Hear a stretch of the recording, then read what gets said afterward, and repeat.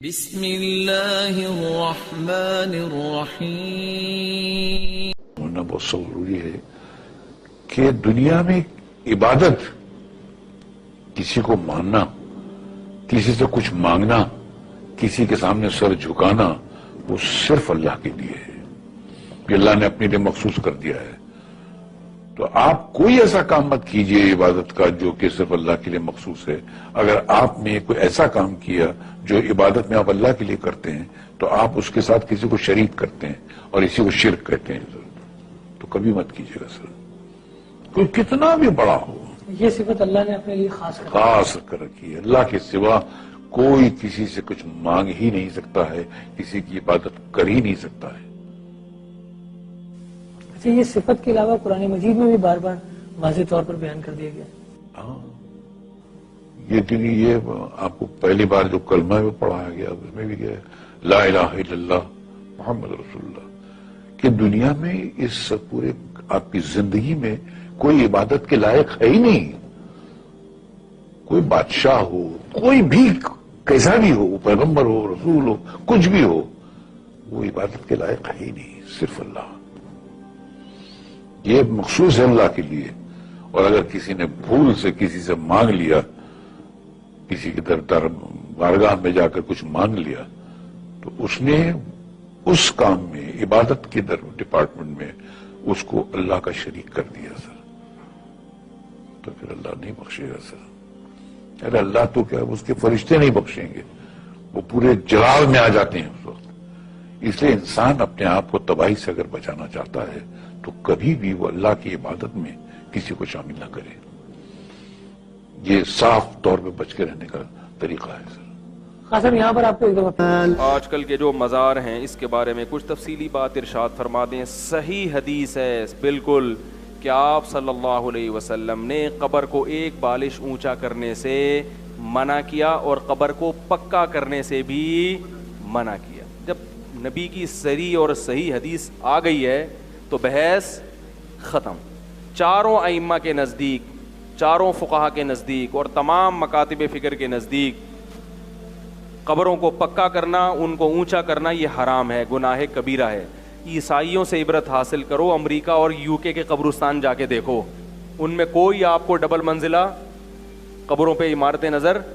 اہل کتاب میں بعض چیزیں اچھی رہ گئی ہیں، کیونکہ یہ اہل کتاب میں بھی یہی تھا کہ قبر کو پکا کرنے کی اجازت نہیں، تو وہ لوگ اس پر عمل کر رہے ہیں۔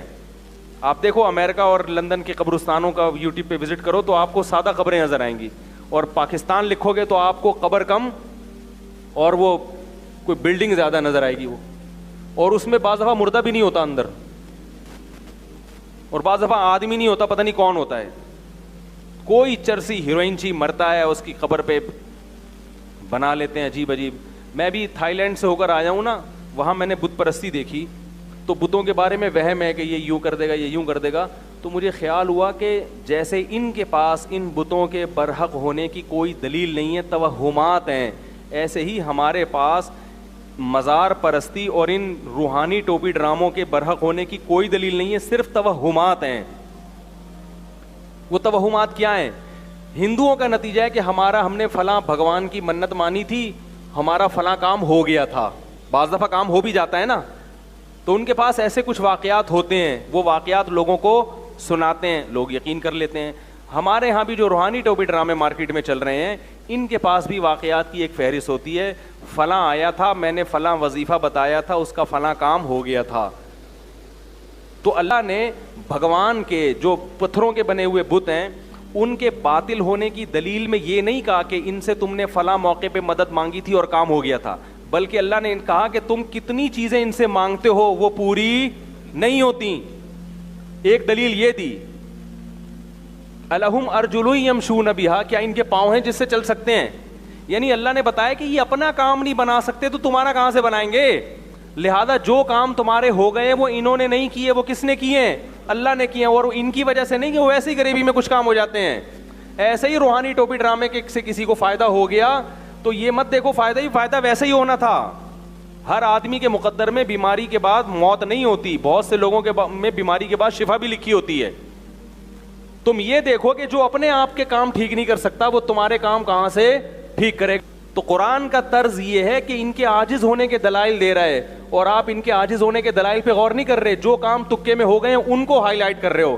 مجھے کینسر تھا, میں حضرت جی کے پاس گیا, کینسر ٹھیک ہو گیا ہے بھائی. میری ٹانگ ٹوٹ گئی تھی, میں فلاں کے پاس گیا, ٹانگ جڑ گئی. میرے گدے میں پتھری تھی, انہوں نے پھونک ماری, پتھری نکل گئی. ارے اگر پتھری نکل رہی ہوتی ٹھیک ہے, نکل گئی آپ کی, مانتا ہوں, ان کی پھونک سے نہیں نکلی, ویسے نکلی ہے. ہر ایک کی پتھری نے اندر رہنا نہیں ہوتا. تو یہی وہ توہم پرستی ہے جس کی وجہ سے شرک آیا ہے. فلاں نے بت کے سامنے جھکا تھا, اس کی شادی ہو گئی, اس کے بچہ ہو گیا. فلاں مزار پہ گیا تھا داتا دربار کے, تو دیکھو اس کے اولاد ہو گئی. اس کا مطلب مزاروں سے بھی ہوتا ہے. تو بھائی اگر ایسے ہو رہا ہوتا نا, آپ یہ دیکھو کتنے گئے ہیں ان کو پھر بھی اولاد نہیں ملی, اور کتنے نہیں گئے ہیں پھر بھی ہو گئی اولاد ان کو. تو قرآن کا جو دلائل بیان کرنے کا طرز ہے نا, وہ یہ نہیں ہے کہ ان سے کیا کیا ہو رہا ہے. قرآن کہہ رہے ہیں جو خود عاجز ہیں, تو جو مزار میں پڑے ہوئے ہیں, چاہے وہ ولی اللہ ہی کیوں نہ ہو بھائی, وہ تو ہل نہیں سکتے, وہ قبر سے باہر نہیں آ سکتے. وہ میں نے بتایا تھا نا ایک واقعہ, ایک فالج زدہ آدمی کا فون آیا میرے پاس, آدھا دھڑ اس کا کیا ہے, فالج. اس نے کہا میں مزار پہ جانا چاہتا تھا, تو میں نے آپ کا بیان سنا, میں نے جانے کا ارادہ ترک کر دیا. میں نے کہا چلو ایک آدمی کو ہدایت ملی اللہ کے فضل سے. پھر میں نے اس کو مزید مثال دی, میں نے کہا دیکھو آپ کا آدھا دھڑ کیا ہے, فالج زدہ, وہ نہیں ہلتا. جو مزار میں بزرگ ہیں انتہائی قابل احترام, مگر ان کے دونوں دھڑ بولو بھائی نہیں ہلتے. جس کے دونوں دھڑ نہ ہل رہے ہوں وہ آپ کا آدھا دھڑ کہاں سے صحیح کرے گا بھائی. تو یہ قرآن کا اسٹائل ہے دلائل دینے کا. آپ اس میں کہہ سکتے ہو بزرگوں کی توہین ہے, توہین نہیں ہے, یہ تو ان کا عاجز ہونا بیان کیا جا رہا ہے. یہ عاجز ہونا تو اللہ نے پیغمبروں کا بھی بیان کیا ہے. عیسائی حضرت عیسیٰ کو اللہ کا رب مانتے ہیں نا, اپنا رب مانتے ہیں نا. اللہ نے کہا عیسیٰ ابن مریم کھانا کھاتے تھے, جو روٹی اور کھانے کا محتاج ہے وہ خدا کہاں سے ہو سکتا ہے. تو کیا یہ عیسیٰ علیہ السلام کی توہین کر دی اللہ نے؟ بولو نا بھائی, توہین تھوڑی کی ہے, بتایا کہ بھائی وہ عاجز ہیں, وہ بھوک کے لیے روٹی کے محتاج ہیں, تو وہ خدا نہیں ہو سکتے. تو ہم بھی کہہ رہے ہیں جن بزرگ کے دونوں دھڑ کام نہیں کر رہے, اگرچہ وہ بزرگ ہیں, اللہ کے مقرب ہیں, ہم سے بہت اچھے ہیں, تو فالج زدہ آدمی کا آدھا دھڑ کیسے صحیح کر دیں گے؟ بعض لوگ کہتے ہیں نہیں, ہم ان سے جا کے کہتے ہیں کہ آپ, ہم ان سے دعا نہیں مانگتے, ان کی قبر پہ جا کے کہتے ہیں کہ اللہ سے دعا مانگے ہمارے لیے. کس سے دعا مانگے؟ اللہ سے.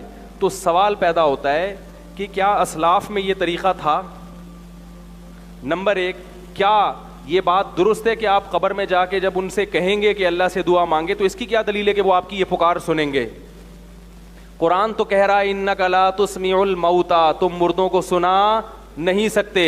اب یہ مردوں والا مسئلہ آ جائے گا, اس پہ کلپ بازی شروع میرے خلاف. قرآن کیا کہہ رہے ہیں, تم مردوں کو سنا نہیں سکتے. میرا یہ نظریہ کہ مردے نہیں سنتے, اگر کسی کا نظریہ سنتے ہیں تو بھائی اس کا ہوگا. بعض اکابر اس طرف گئے ہیں کہ سنتے ہیں, ان کے بھی اپنے دلائل ہیں, لیکن مجھے جو دلائل سے جو بات صحیح میں وہ بیان کر رہا ہوں, کسی کی شان میں توہین نہیں کر رہا, کیونکہ قرآن کی اتنی واضح نص موجود ہے اس بارے میں کہ آپ مردوں کو سنا نہیں سکتے. بعض کہتے ہیں ہم سنا نہیں سکتے, لیکن اس قرآن میں یہ کہیں کہ وہ سن نہیں سکتے. اصل میں یہاں سنانے کا مقصد کیا ہے کہ وہ سن نہیں سکتے, اس لیے تم ان کو نہیں سنا سکتے. تو یہاں عبارت مقدر ہے فَإِنَّكَ لَا تُسْمِعُ الْمَوْتَى فَإِنَّهُمْ لَا يَسْمَعُونَ, تم ان کو سنا اس لیے نہیں سکتے کہ ان میں سننے کی صلاحیت ختم ہو گئی ہے. تو اصل میں قرآن یہ بتانے کے لیے چاہ رہا ہے کہ مردوں میں سننے کی صلاحیت ہے ہی نہیں, کیونکہ آگے آتا ہے لا تہدی العمیٰ, تم اندھوں کو راستہ دکھا نہیں سکتے. تو جیسے اندھا نہ دیکھ نہیں سکتا اس لیے نہیں دکھا سکتے, تو مردہ بھی چونکہ سن نہیں سکتا اس لیے آپ اس کو سنا نہیں سکتے. بالکل نص ہے یہ قرآن کی, بالکل واضح. اب تو عجیب ہو رہا ہے, بعض لوگوں نے مردوں کو قبروں سے دکھانا بھی شروع کر دیا, کہہ رہے ہیں سننا تو دور کے بعد مردہ اندر سے دیکھ بھی رہا ہے باہر. بھائی اتنا غلو مت کرو, سننے میں اختلاف ہے, وہ اختلافی مسئلہ ہے. ہاں احادیث میں جہاں سننا ثابت ہے جن مواقع پر, ہم وہاں بھی سننے کے قائل ہیں. جیسے کہ صحیح مسلم کی حدیث ہے کہ جب دفنا کے لوٹتے ہو تو مردہ چپلوں کی آواز سنتا ہے, وہاں ہم قائل ہیں سننے کے, تاکہ قرآن اور حدیث میں کیا ہو جائے, تطبیق ہو جائے. تو پھر دوسری بات یہ, اس سے شرک پھیلتا ہے. اور چلو فرض کیا وہ سنتے بھی ہیں, تو کیا زندہ دنیا میں کم پڑ گئے ہیں جو آپ مردوں کے پاس جا رہے ہو؟ ہیں بھائی, قبر میں جا کے آپ مردوں سے کہہ رہے ہو کہ سنیں, تو کیا زندہ بزرگ دنیا میں نہیں ہے؟ خاص طور پر جب ایک عمل سے بدعت کی تائید ہو رہی ہو اور یہ اسلاف کا طریقہ بھی نہ ہو. اسلاف کا یہ طریقہ نہیں تھا کہ قبروں پہ جا کے وہ یوں کہا کرتے تھے, وہ زندوں سے دعا کی درخواست کرتے تھے. تو جب یہ طریقہ بھی نہیں ہے تو یہ طریقہ بہرحال سنت کے خلاف. اور دوسری بات یہ کہ بعض چیزیں بذات خود جائز ہوتی ہیں مگر وہ ایک ناجائز چیز کا ذریعہ بن رہی ہوتی ہیں, اس لیے منع کر دیا جاتا ہے. یہ چیز شرک نہ بھی ہو تو شرک کا ذریعہ بہرحال ہے, کیونکہ قبر پرستی اسی سے پھیلتی ہے. ہمیں جو قبرستان جانے کا حکم ہے قرآن و سنت میں, وہ عبرت کے لیے. وہ کس کے لیے؟ کہ بھئی آج یہ چلے گئے, کل ہم نے بھی جانا ہے. فزورها فإنها تذکر الآخرہ. آپ صلی اللہ علیہ وسلم نے فرمایا قبر کی زیارت کرو اس لیے کہ وہ آخرت کو یاد دلاتی ہیں. اس لیے بھائی ان چکروں میں نہیں پڑنا چاہیے, بزرگوں کا احترام کریں, ان کے لیے دعائیں کریں. اور مزاروں پہ, ویسے قبرستان جائیں, مزاروں پہ اسپیشلی نہ جائیں, کیونکہ مزاروں پہ ہلا گلا ہوتا ہے, دھوم دھڑکا ہوتا ہے, تو آپ کے جانے سے مجمع بڑھے گا اور بدعت کی تائید ہوگی.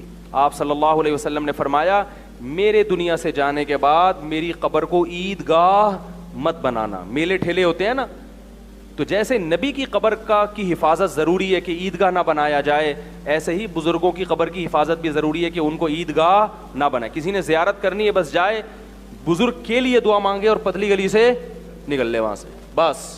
جیسے ہم نبی کی قبر پہ جاتے ہیں, آپ صلی اللہ علیہ وسلم پر صلاۃ والسلام پڑھا اور نہیں بھی پتلی گلی سے نکلتے تو ہمیں پتلی گلی سے شرطا نکال دیتا ہے.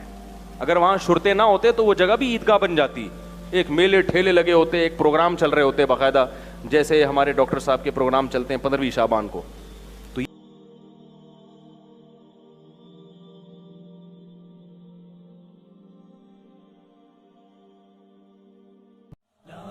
لا